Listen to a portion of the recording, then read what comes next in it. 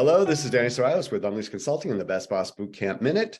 Today's letter comes from Nervous in New Orleans. Nervous writes, "Dear Danny, whenever I say the word accountability, my people get nervous. It's such a powerful word. What can I do to make accountability less frightening and more empowering for everyone?" Thanks for writing in. Nervous, you are in good company. So accountability has really taken on a meaning that we don't want to have associated with it. And it's this idea that that I owe you. My accountability is that everything, my value rides on your approval. So instead, I want to invite you to redefine accountability. So instead of accountability being my being accountable to you, let's start thinking about and working with accountability being how can I hold myself accountable to myself, right? So how can I make sure that I am giving myself and doing what I need to do in order to be the best person, the best employee that I can be? Very, very different than my being accountable to you is my being accountable to myself. So what I want to do is encourage you to ask your folks, what is it that they really want? This is the number 2 point, is how can we uncover their deeply held why?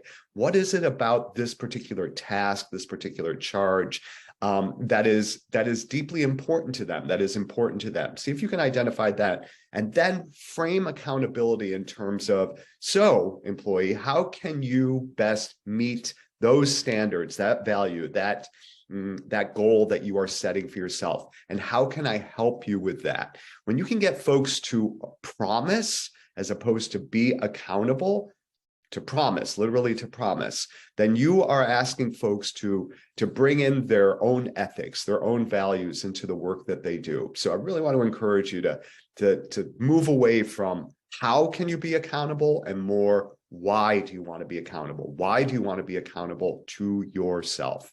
And then the third strategy that I would encourage you to do is to think about accountability in terms of incentivizing it and gamifying it.